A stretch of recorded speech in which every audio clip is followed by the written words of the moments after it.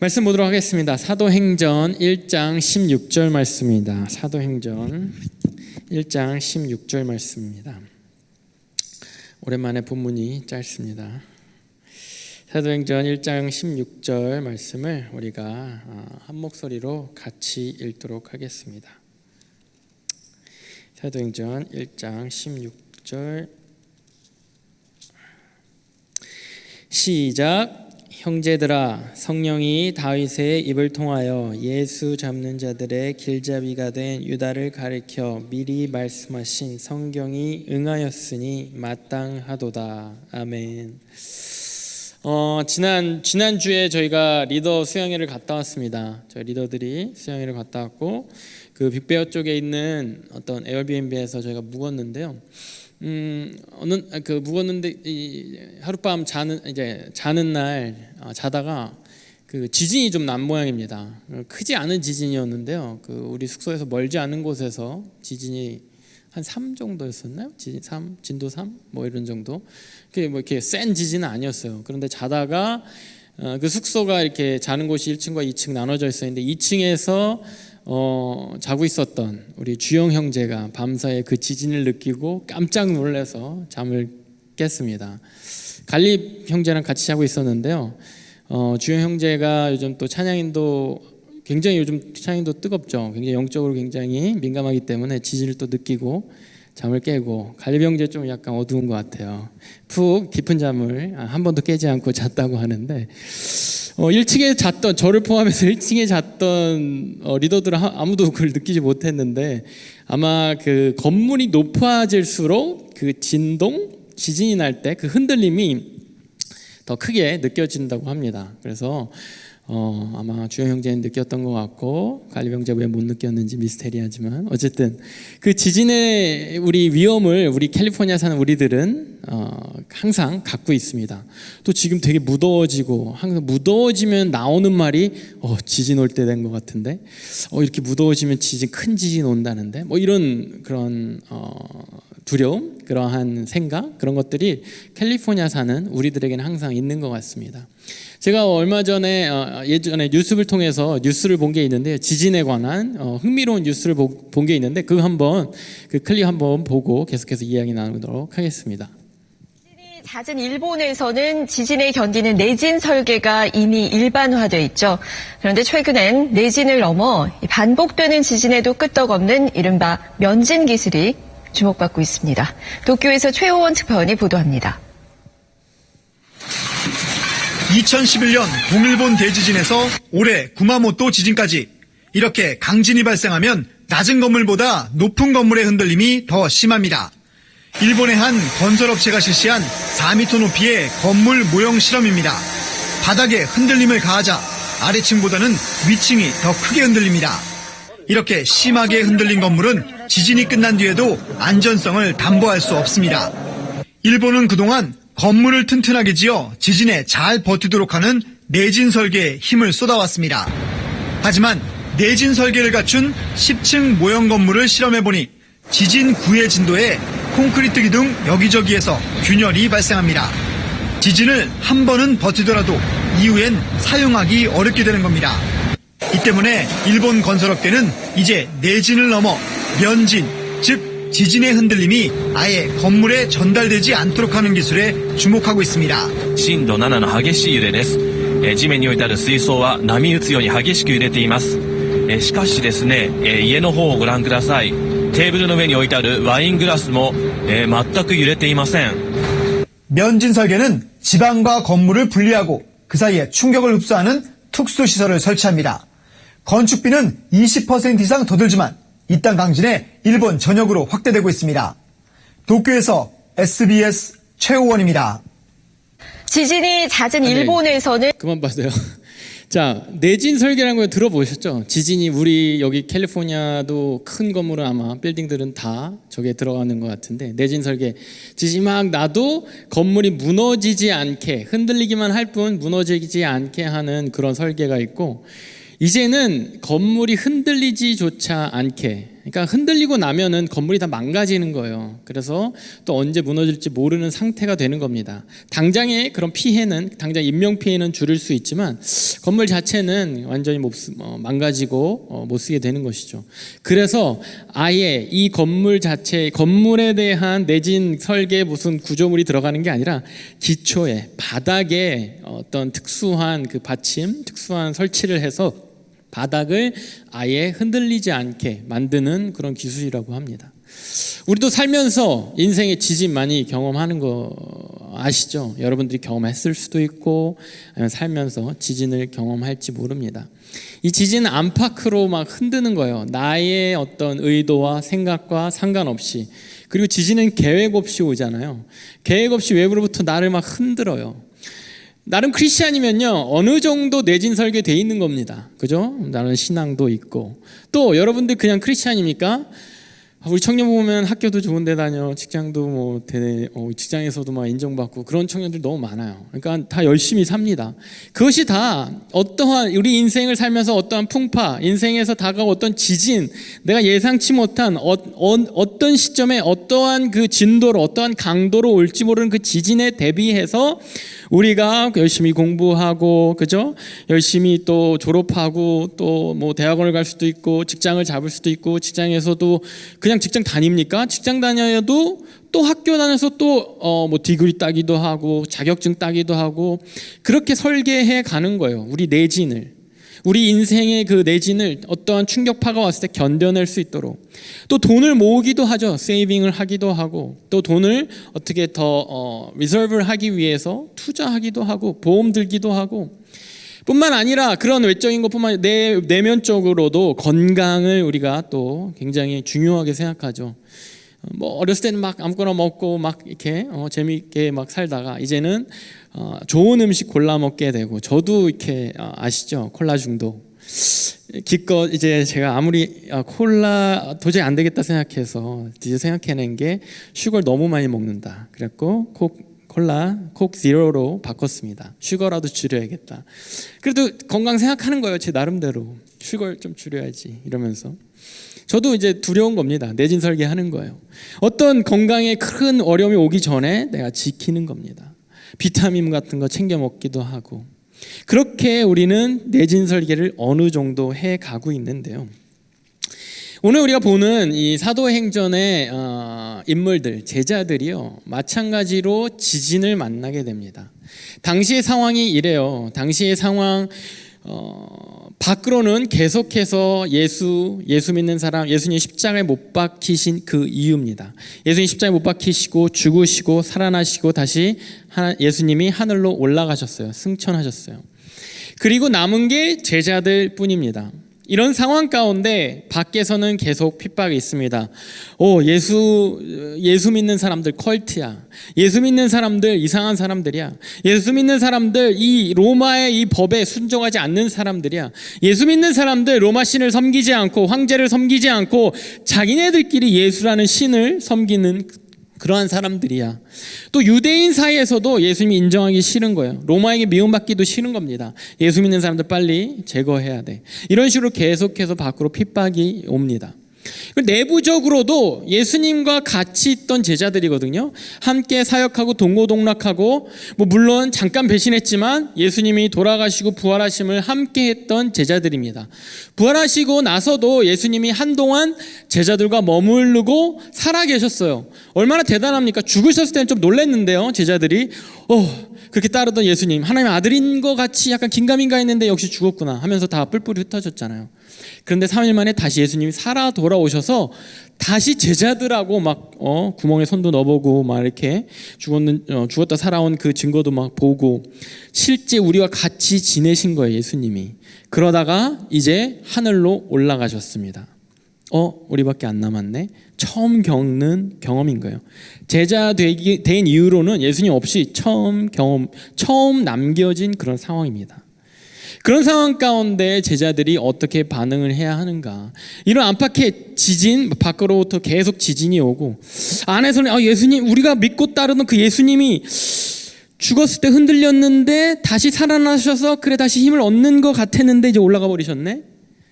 뭐 하나님 올라가시면 예수님 올라가시면서 성령님이 오실 거야 하는데 성령님이 뭔지 개념이 잡히지 않고 그런 가운데 제자들이 그냥 모여서 한 120명이 모여서 아무것도 못하고 있는 거예요. 그냥 모여서 다락방에 모여서 그냥 숨어서 기도만 하고 있는 겁니다. 지진이 오니까 외부적으로 어떤 흔들림이 오니까 내부적으로도 흔들림이 오니까 어떻게 해야 되지? 예수님 없는데 갑자기 뭐 그냥 없어진 거예요. 여러분 제가 갑자기 없어진 겁니다. 그 정도 존재감은 아니군요. 어쨌든 어쨌든 없어진 거예요. 갑자기 믿고 따르던 그 예수님이 없어진 겁니다. 그러니까 흔들리는 거예요. 흔들리는 가운데 기도밖에 할 수 없는 겁니다. 그럼 말이 이렇게 되게 좋아서 기도 거룩한 느낌이지만 사실 그런 거예요. 여러분한테 제가 뭐 좀 해보시겠어요? 이렇게 권유하면 기도해 볼게요. 이게 뭡니까? 답이 없는 거예요. 그죠? 답이 없는 거예요. 제자들 답이 없으니까 그냥 기도밖에 할 수 없는 겁니다. 뭐 해야 되지? 이러면서. 이런 상황 가운데 제자들이 어떻게 반응하는지, 이런 상황 가운데 어떤 일들이 일어난지를 보면서요, 우리가 영적인 면진설계, 아까 내진설계 vs 면진설계, 이렇게 바닥 기초를 잡는 거, 그 면진설계는 어떻게 해야 되는지를 좀 보고자 합니다. 자, 지진이 왔어요. 안팎으로 흔들립니다. 제자들 뭘 할지 몰라요. 12제자뿐만 아니라 함께 예수님을 믿고 따르는 그 무리들, 수많은 예수님을 향해 목숨 걸고자 따랐던 그 무리들이 모였는데 예수님 갑자기 없어지고 자기들만 남고 할 게 없고 어떻게 해야 될지 모르고 어쩔 줄 모르고 기도만 하고 있는 이 상황 가운데 정적을 깨는 한 사람이 등장합니다. 베드로죠. 그 베드로가 하는 말이 오늘 본문 내용이에요. 오늘 본문 16절만 읽었는데요. 15절부터 보면 이렇습니다. 모인 무리의 수가 약 120명이나 되더라. 그때 베드로가 그 형제들 가운데 일어서서 이르되 형제들아, 성령이 다윗의 입을 통하여 예수 잡는 자들의 길잡이가 된 유다를 가리켜 미리 말씀하신 성경이 응하였으니 마땅하도다. 정적을 깨고 갑자기 뜬금없이 이 말을 하는 겁니다. 120명이 모여 있어요. 꽤 많죠. 저희가 아직 120명이 안 되는데 120명이 그냥 좁은 다락방에 비좁게 이렇게 모여 있어요. 어찌 할 줄 모르는 거예요. 핍박에 있으니까 두려운 거예요. 나갈 수 없는 거예요. 예수님 뭐 성령을 보내준다고 했는데 개념이 아직 없는 거예요. 성령이 뭐지? 개념이 없는 거예요. 성령님이 뭐 계속 있으셨던 것 같은데 성령님 되게 이상적인 거 아닌가? 개념이 없는 거예요. 기도만 하고 있는데 며칠째 기도만 하고 있는데 그 가운데 베드로가 딱 이 말을 던진 겁니다. 베드로가 이 상황 가운데 흔들리는 이 집 가운데 흔들리는 이 제자들 가운데 자, 우리가 내진 설계 정도가 아니라 면진 설계, 우리가 기초에 대해서 한번 생각해 봐야 돼 라고 던진 말씀이 이거예요. 성령이 다윗의 입을 통하여 예수 잡는 자들의 길잡이가 된 유다를 가리켜 미리 말씀하신 성경이 응하였으니. 우리가 삶의 일들을 해석하는 기준들이 있죠. 여러분들 가끔 친구들하고 막 얘기하다가 대화하다가 막 뭐에 대해서 어떤 이슈가 나왔을 때 내가 알고 있는 사실에 대해서 되게 자신 있게 주장을 하죠. 이거는 이래. 이거는 이게 맞아. 뭐는 뭐가 맞아. 이렇게 막 말할 때가 있죠. 이과들과 대화를 해보면 뭐 이렇게 항상 우리 콜라를 마시면 트름이 나와. 그렇게 막 그런 간단한 얘기를 해도 이과들은 그게 무슨 화학작용을 통해서 우리 안에 있는 가스가 어떻게 분출되는 그 반응을 이런 식으로 자기가 배운 것들을 기초해서 해석하고 설명하는 거죠. 그냥 뭐 뭘 마시면 트름이 나오고 뭘 마시면 어떻게 현상을 우리가 보는 것이 아니라 자기가 알고 있는 지식을 통해서 그 현상을 해석하게 되는 겁니다. 그 해석하는 그 기준이 어디 있는가? 우리가 자신 있게 말할 수 있는 기준이 어디 있는가? 책에 써 있는 걸 우리가 보게 되면 뭐 학교에서 아니면 내가 읽고 있는 책을 통해서 어떤 지식을 지식을 내가 습득한 그 지식을 통해서 내가 그것을 봤기 때문에 그것을 통해서 자신 있게 해석하고 말할 수 있는 거죠. 또 우리가 미디어 요즘 너무나도 쉽게 노출되어 있기 때문에 내가 미디어를 통해서 방금도 뉴스지 않습니까? 뭐 뉴스, 신문 그런 미디어를 통해서 접한 것들이 그런 걸 내가 봤어. 어떤 신문에서 그걸 봤어. 이런 거야. 이럴 거야. 뭐 이건 이럴 거야. 또 우리는 요즘 그 미디어 더 넓은 영역에서 유튜브 같은 거, 그런 개인 어떤 유튜버들, 개인 어떤 인플루언서들을 통해서 또 다른 지식의 경로를 우리가 얻고 그렇게 해석합니다. 사실 이 뒤에는 음모가 있는데, 이 모든 것은 이 미국 경제를 쥐락펴락하는 그러면서 내가 듣고 본 것을 통해서 현상을 해석하는 거예요. 그런데 베드로가 지금 이 상황 가운데 우리가 어쩔 줄 모르고 뭘 해야 되지? 내 삶에 예수님이 갑자기 훅 없어지셨네. 내가 믿고 따르던 예수님이 훅 안 잡히네. 내가 방금까지 얼마 전까지 대면하고 대화하던 그 예수님이 훅 사라지셨네. 근데 내 삶에 아직 핍박이 있고 분명히 위기는 있고 지진은 막 밀려오고 지진은 계속 나를 흔드는데 뭘 해야 되지? 그 모르는 상황 가운데 베드로가 이 말을 제시한 거예요. 계속해서 베드로가 선포합니다. 사도행전 다음 장에 사도행전 2장에 23절과 24절에 그가 하나님께서 정하신 뜻과 미리 아신 대로 내준 바 되었거늘, 예수님이 얘기해요. 너희가 법 없는 자들의 손을 빌려 못 박아 죽였으나 하나님께서 그를 사망의 고통에서 풀어 살리셨으니 이는 그가 사망에 매여 있을 수 없었음이라. 자, 예수님이 돌아가시고 또 예수님이 부활하시고 예수님이 우리와 함께 있지 않는 이 현상, 지금 이거를요, 베드로는요, 옛날부터 성령을 통해서 하나님께서 성경을 통해서 이미 얘기했던 일들이야. 이미 예언됐던 일들이야. 이미 성경에 적혀있고 하나님이 우리한테 은연중에 알리셨던 일들이야. 심지어 우리와 함께 있던 제자 중 하나인 가룟 유다가 예수님을 팔 거라는 것도 다윗의 입을 통해서 시편에 있었던 내용이야. 새로운 사실이 아니고 우리가 지금 되게 위기가 있는 것 같고 예수님이 없어서 좀 어쩔 줄을 모르고 당황하고 무슨 방법, 우리 가운데 어떤 방법이 취해야 될지 모르는데 흔들리고 있는 상황 가운데 있는 것 같지만 이마저도 하나님이 이미 성경을 통해서 예언했던 일이야. 미리 하나님께서 알고 진행하고 있는 그러한 상황이야 라고 해석해 주고 있는 거예요.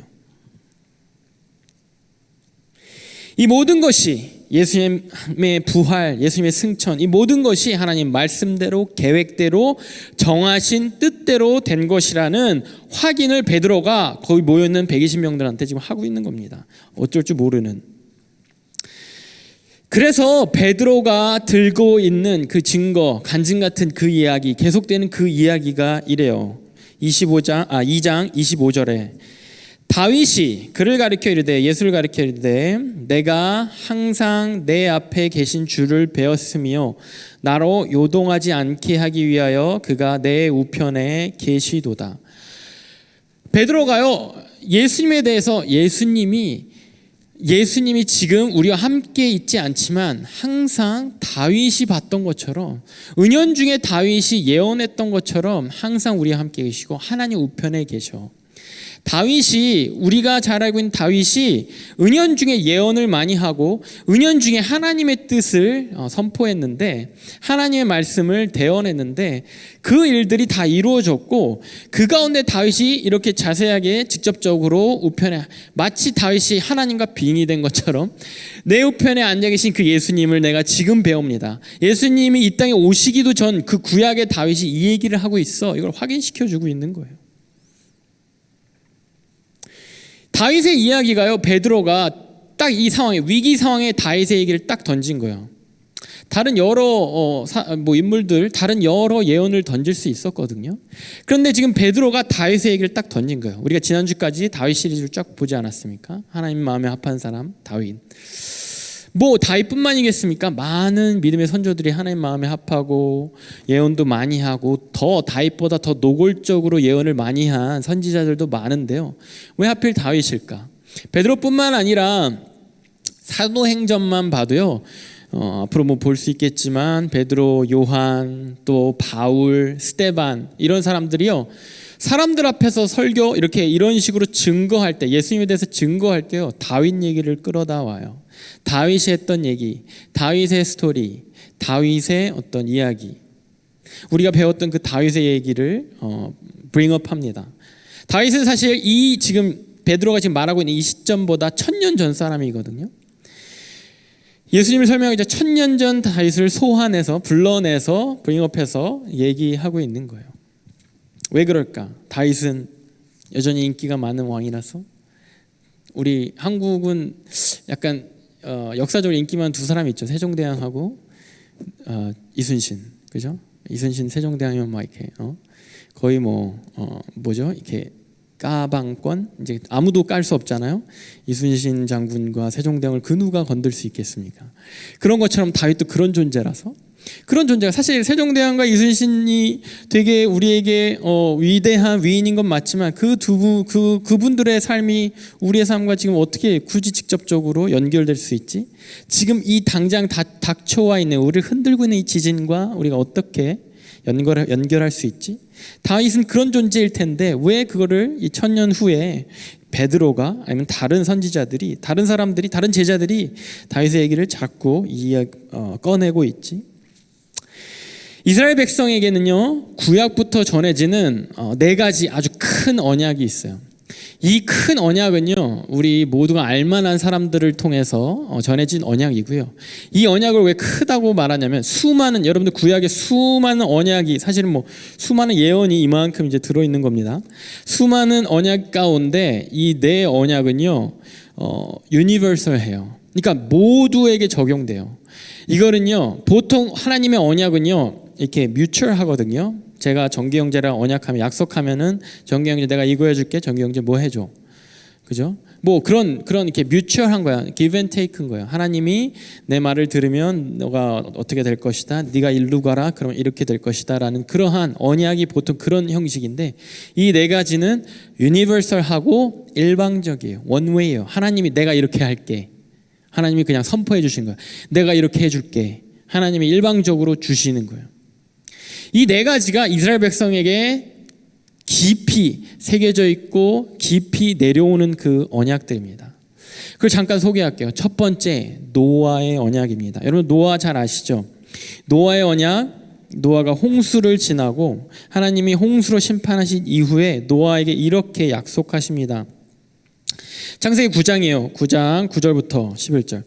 내가 내 언약을 너희와 너희 후손과 너희와 함께한 모든 생물, 곧 너희와 함께한 새와 가축과 땅의 모든 생물에게, 그러니까 아까 말한 대로 이 언약은요, 하나님의 이 4가지 언약은요, 유니버설한 거예요.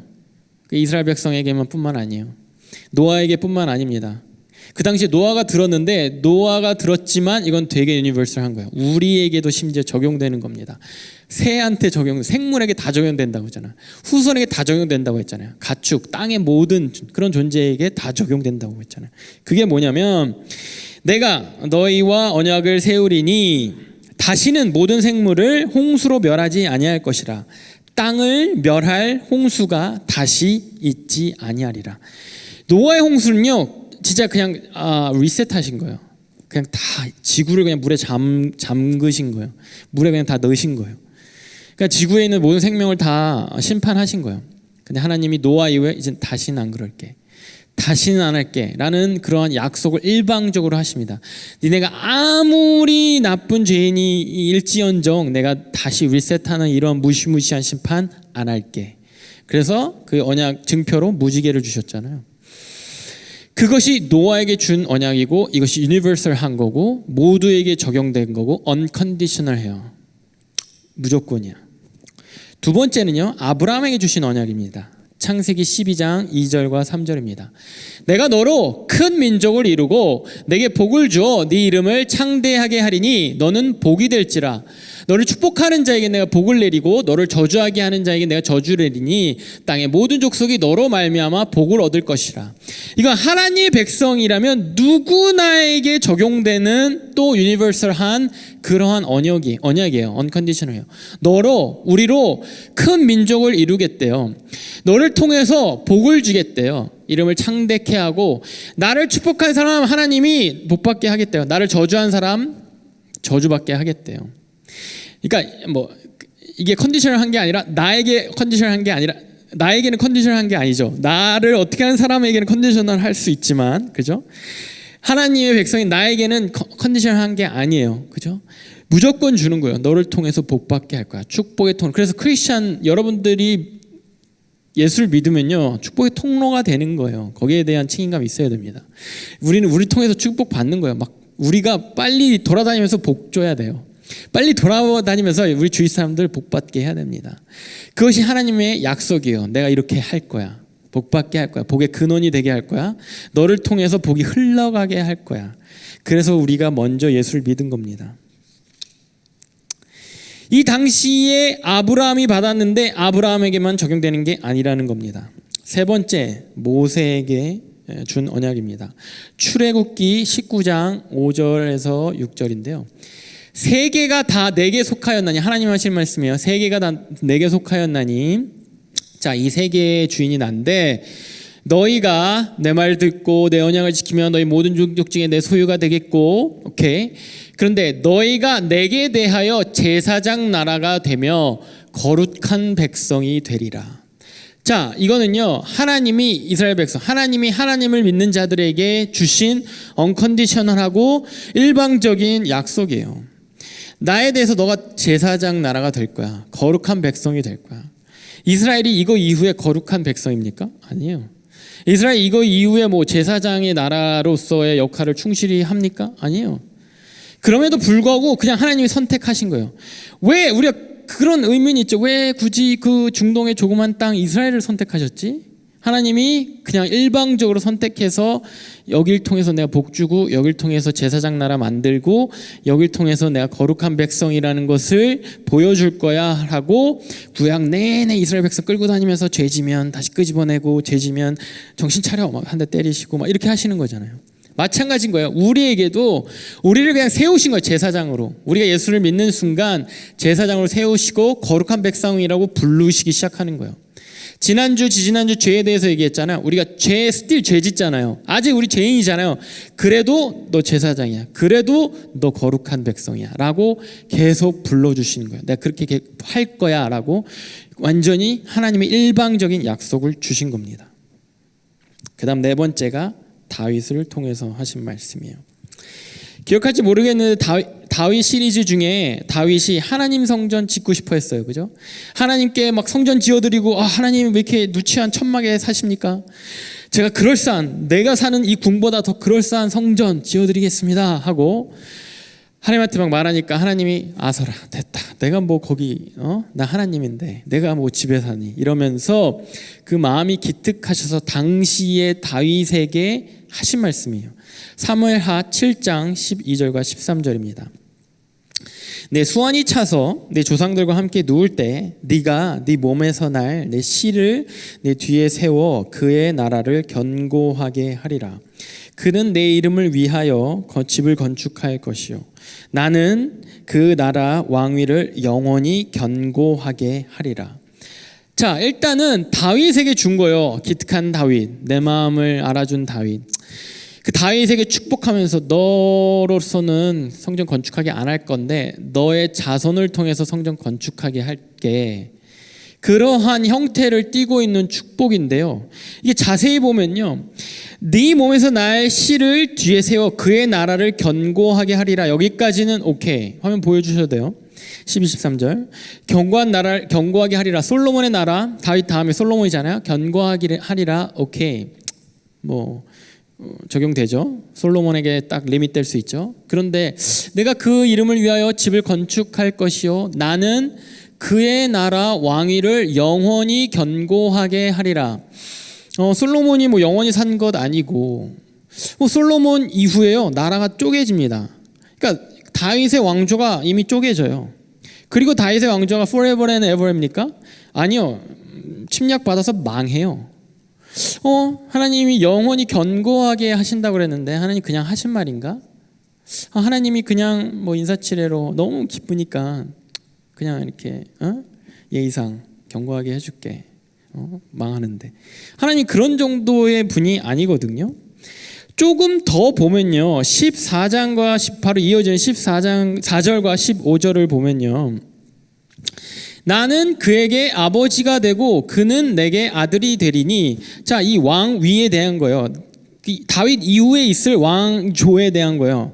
너의 다이너스티에 내가 아버지가 되고 그는 내게 아들이 되니니 만일 죄를 범하면 내가 사람의 매와 인생의 채찍으로 징계하려니와 내가 내 앞에서 물러나게 한 사울에게서 내 은총을 빼앗은 것처럼 그에게서 빼앗지 아니하리라. 이 얘기를 한 번 더 정확하게 하세요. 자, 13절에 영원하게 할 거야. 인사치레인가? 망했는데. 다윗 왕조 망했는데. 14절 15절에 쭉 가다 보니까 더 디테일하게 말씀하시는데 완전히 이는 내 아들이 될 거야. 그리고 사울은 내가 뺏었지만 이제는 안 뺏을 거야. 왕위가 영원할 거야. 이러한 말을 컨펌하세요. 그러니까 자기가 하신 말이 그냥 하신 게 아니라 이렇게 반드시 할 거야 하고 베리파이 해주시는 거예요. 다윗 망했는데? 이게 바로 이스라엘 백성이 기다렸던 다윗의 라인을 통해서 다시 이스라엘을 망해 있는 우리나라를 재건할 거라는 메시아에 대한 확신이 있는 그런 일방적인 하나님의 그 언약, 앞에 세계에 이어지는 하나님의 언약인 거예요. 이스라엘 백성 누구나가 기억하고 소망하고 잡고 있었던, 지금은 이스라엘이요, 지금 유대인들이요, 소위 하나님의 백성이요, 상태가 침략받았어요. 몇백 년 동안, 600년 동안 침략받았어요. 아수르, 바벨론, 그리스, 로마 제국, 지금 로마 제국 아래 있는데 눈치 보고 막 핍박받고 언제 죽을지 모르고 예수님 믿는 거 들키면은 바로 사형당하고 예수님처럼 처형당하고 이런 상황 가운데 있다라는 거예요. 유대인들은 예수님 아직 믿기 전에도 유대인들 가운데 그러한 열망이 있는 거예요. 하나님이 약속했는데 분명히 하나님 약속 지킬 건데 이 왕조가 망하지 않을 건데 그 망하지 않게 할 누군가가 오겠구나. 거기에 대한 기대가 있는 거예요. 그게 예수님이란 걸 베드로가 제자들이 경험하고 말해주고 있는 거예요. 다윗의 얘기를 계속 꺼내고 있는 거예요. 다윗 때 주셨던 그 말, 그 언약, 우리가 유니버설하게, 우리가 언컨디셔널리 하나님이 반드시 이루어주시는 그 언약, 그게 예수 그리스도를 통해서 이루어진 거를 기억해. 아까 본 것처럼 이게 모든 것이 하나님이 계획하셨다라는 걸 기억해. 지금 예수님이 죽으시고 부활하신 거, 그 사건 우리가 경험했던 걸 기억해. 그리고 하늘에 올라가신 것도 다 하나님의 계획 안에 있다라는 걸 기억해. 그리고 이것이 우리는 지금 모르지만, 지금은 막 흔들리고 있지만, 이게 어떻게 실현될지 모르지만 예수님 지금 없는 가운데도 이 약속은 여전히 유효하다는 걸 기억해. 이로부터도 2000년이 지난 지금을 살고 있는 우리는 알잖아요. 이제 이게 예수님 왕권이라는 거, 예수님의 자손, 아브라함의 그 축복처럼 모든 백성이 하나님의 우리를 통해서 복 받을 거라는 거. 크리스찬이 이 조그만 다락방에 모여있는 이 120명이 지금 얼마나 커졌는지를 보세요. 예수님을 왕으로, 다윗의 자손 예수를 왕으로 섬기고 있는 그것이 지금도 2000년 동안 여전히 유효하고 앞으로 유효할 거라는 거 우리는 알잖아요. 그걸 모르는 상태에 있었던 이 2000년 전에, 모르는 상태에 있었던 이 베드로의 시점에 이 베드로가 자기 동료 제자들과 함께 있는 120명에게 했던 말이, 하고 있는 말이 그거예요. 걱정하지 마. 여태까지 성취되는 언약, 성취되고 있는 언약, 성취될 언약에 대해서 우린 잊어서는 안 돼. 시편 89편 3절과 4절, 여전히 다윗에게 하나님께서 하신 말씀이었습니다. 주께서 이르시되 나는 내가 택한 자와 언약을 맺으며 내 종 다윗에게 맹세하기를 내가 내 자손을 영원히 견고히 하며 내 왕위를 대대에 세우리라 하셨나이다. 안 망할 거야. 예수 그리스도를 믿는 그 다윗의 그 왕위를 이어받은, 다윗의 왕위를 하나님 약속대로 왕위를 이어받은 예수 그리스도, 그 예수 그리스도와 함께한 우리, 그 예수 그리스도를 따르는 우리 안 망할 거야. 이 하나님의 언약, 이 말씀을 파운데이션으로 다시 기억하자고 베드로가 정적을 깨고 며칠 만에 벌떡 일어나서 기억하자. 심지어 유다가 예수를 팔고 자살한 것까지도 성경엔 기록되어 있어. 기억하자. 멈추지 말자. 여기에서 이렇게 부조름에 떨지 말자. 그러고 베드로가 뭐 하냐면요. 제자들 모아서 지금 12제자 중에 한 명이 죽었잖아. 유다가 예수님 배신하고 자살했잖아. 한 명 빈자리 채우자. 이것도 예언대로야. 시편에 있는 대로야. 채우자 하고 한 명 더 뽑습니다. 12제자를 다시 완성합니다. 이렇게 이 노아, 아브라함, 모세, 다윗 그리고 베드로 이렇게 이어지는 그 동일한 말씀을 갖고 있는 것이 우리입니다. 우리는 어디에 내진 설계를 해야 합니까? 우리의 내진 설계는 어디에 있어야 합니까? 우리는 무엇으로 내진 설계해야 합니까? 예수님이 없어진 것 같은 안팎으로 흔들림 가운데 이 하나님의 언약을 다시 기억하려고 했던 베드로와 이 제자들처럼 우린 내진 설계의 수준이 아니라 파운데이션을 면진 설계처럼 파운데이션을 우리는 다시 점검해야 합니다. 제가 월요일마다 쉬어요. 월요일마다 쉬는데 저에게 휴일은 월요일입니다. 와, 내일 쉰다. 월요일마다 쉬는데요. 요즘 이제 제가 이제 축구 좋아하는 거 몇 번 언급하지 않았습니까? 요즘 유로가 한창이고 오늘 아마 유로 결승전 있지 않았나? 하여튼 유로라는 유럽컵이에요. 유럽에서 열리는 그런 축구 대회가 한창인데 한 3주 전인가요? 대단히 그러니까 우연찮게 그냥 틀었고 TV 틀고 이제 라이브 이제 그 하는 시간이 또 맞아가지고 이제 그래 하면서 이제 인터넷 찾아가지고 연결해서 라이브를 봤어요. 너무나도 엄청난 명경기, 너무나도 흥미진진한 경기를 봤습니다. 프랑스랑 스위스의 경기였는데요. 프랑스는 이 유로에서 완전 우승 후보 1순위였습니다. 1순위예요. 지난 월드컵 우승했죠, 프랑스가. 그 멤버 그대로고 최근에도 계속해서 이렇게 승승장구하는 프랑스. 몸값만 해도 어마어마한 선수들이 모여 있는 프랑스. 계속 잘 나가고 있었습니다. 그 다음에 붙은 상대가 스위스였어요. 스위스는 약간 프랑스에 비해서 떨어져요. 그리고 16강이기 때문에 이거는 지면은 탈락이에요. 지는 팀은 탈락, 이기는 팀은 8강 올라가는 거예요. 스위스와 이제 프랑스가 이제 붙는 그런 경기였습니다. 그 누구도 프랑스의 우세를 점치지 않은 사람이 없어요. 다 프랑스. 저도 이제 프랑스. 그냥 이걸 즐기기 위해 이걸 보는 거예요. 프랑스의 팬이니까. 제가 좋아하는 선수들도 막 있고 팬이니까. 하이라이트를 제가 또 한 번 더 짧게 추려봤어요. 같이 보면서 이건 봐야 돼요. 이거 제가 설명을 해드려야 돼요. 그래서 자, 프랑스와 스위스가 이제 붙습니다. 그래서 골대 맞춰요. 감독 열받죠. 승부차기 갑니다. 승부차기에서 스위스 골 넣고 프랑스 골 넣고 5명 차거든요. 스위스 골 넣고 프랑스 골 넣고 계속 다 연달아 골 행진. 5명 계속 다 골. 마지막 스위스 골 경기 여러분들 시간 되면 하이라이트 보시든지 추천합니다. 진짜 말도 안 되는 경기였어요. 와, 이거 라이브로 봤을 때 그 긴장감과 엄청난 그 흥분이란. 여러분들 프랑스와 스위스처럼요. 스위스는 누가 봐도 열세인 전력이에요. 프랑스 누가 봐도 우세인 그런 팀입니다. 누가 봐도 셉니다. 누가 봐도 약해요. 스위스 다윗, 프랑스 골리앗 이런 느낌이잖아요. 세상 가운데 여러분 우리 홀로 살아갈 때 마치 다락방에 있는 제자들과 120명처럼 홀로 살아갈 때 우리를 흔드는 지진 굉장히 셉니다. 우리를 흔드는 지진 엄청나요. 프랑스보다 더하죠. 프랑스는 공격수만 골을 넣을 수 있는 게 아니라 수비수도 다 골 넣을 수 있어요. 그러니까 지진이 올 때는 사방에서 와요. 사고 당하고 가족이 어떻게 되고 내 몸 아프고 재정 파이낸셜리 빵꾸 나고 지진 날려면 이렇게 되는 거예요. 공격 들어옵니다.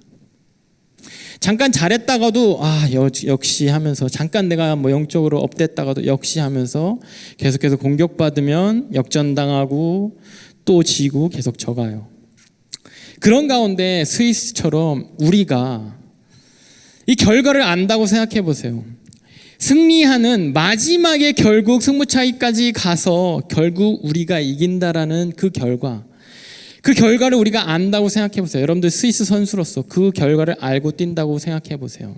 역전골 먹고 상대가 한 골 더 넣고 상대가 계속해서 몰아붙이고 이런 상황 가운데 여러분들 가운데는 소망이 있고 지지는 않을 거라는, 이긴다고 분명히 그랬는데 어떻게 이길지는 모르겠는데 이게 연장에서 이길지 뭐 승부차기까지 갈지 어떻게 이길지 모르겠는데, 여러분이 그러한 경기 상황, 경기 중에 뛰고 있는 사람이라고 생각하면 그래도 소망은 놓지 않을 겁니다.